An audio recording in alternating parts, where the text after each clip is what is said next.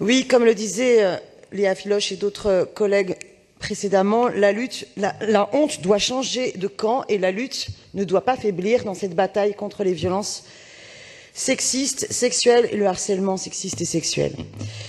Et on voit à travers ce bilan de l'expérimentation et les chiffres qui ont été rappelés tant nationalement que les premiers chiffres donnés au bout d'un an, eh bien qu'on a bien fait d'engager cette démarche-là, car si d'ores et déjà, en si peu de temps, on se retrouve avec 600 appels et d'ores et déjà des mesures lourdes qui montrent qu'il y a des cas extrêmement sérieux qui ont été décelés et qu'en même temps, à travers les autres cas, il y a une souffrance parce qu'il y a un continuum dans l'ensemble des procédures de harcèlement et de violence et il ne faut pas, sous prétexte de mettre parfois le focus sur les cas les plus graves, banaliser le harcèlement au quotidien qui parfois semble, qui est parfois vécu par les femmes comme anecdotique. On prend sur soi, allez, c'est pas grave, on sait que tellement l'habitude. Il y a une telle banalisation du harcèlement sexuel au quotidien, du harcèlement de rue et de la violence sexiste dans notre société dominée par le patriarcat, que, y compris, il y a un travail à faire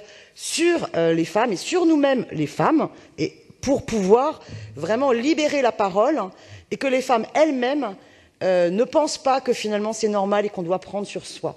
Donc j'espère que vraiment ce travail va permettre de pouvoir continuer à changer profondément l'ensemble des mentalités, à la fois des hommes pour que ce harcèlement cesse, mais aussi chez les femmes pour qu'on arrive véritablement à s'émanciper de cette domination patriarcale qui s'incorpore dans nos propres façons parfois de les vivre.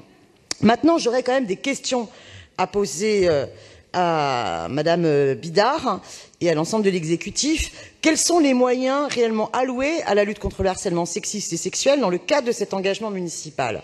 Y a-t-il des moyens nouveaux dégagés, des moyens matériels, humains, ou est-ce que c'est la direction égalité qui doit se débrouiller avec les moyens qui, il faut le reconnaître, qu'elle a, mais qui sont modestes, me semble-t-il?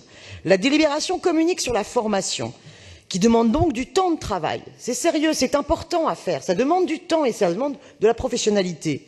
Peut-on avoir des précisions sur les moyens mis en œuvre? Il faut impérativement des moyens à la hauteur des objectifs, car au niveau gouvernemental, les moyens, clairement, n'y sont pas.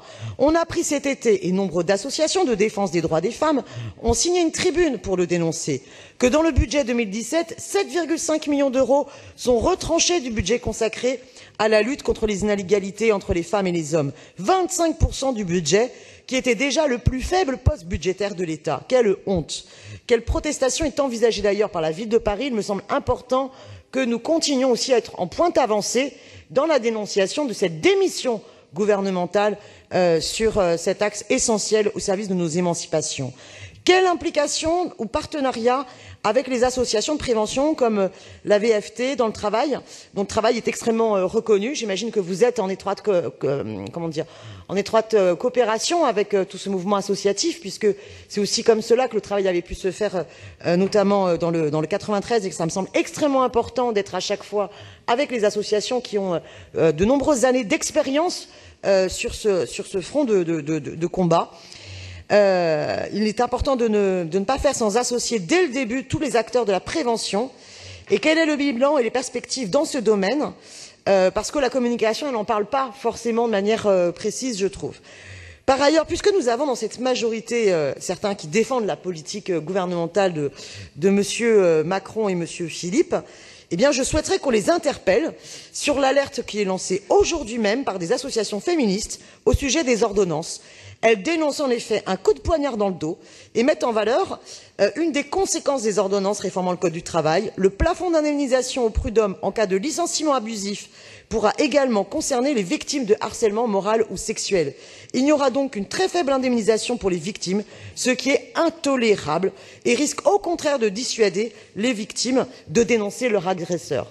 Donc voilà le sens de mon intervention. Il me semble qu'il faut absolument que pour la poursuite du travail de la ville, il y ait des moyens réels qui soient accordés. J'aimerais avoir des précisions là-dessus pour que les groupes qui ont été à l'initiative pour aider cet engagement fort puissent aussi mener la bataille au prochain budget pour que les moyens soient à la hauteur de nos ambitions. Je vous remercie.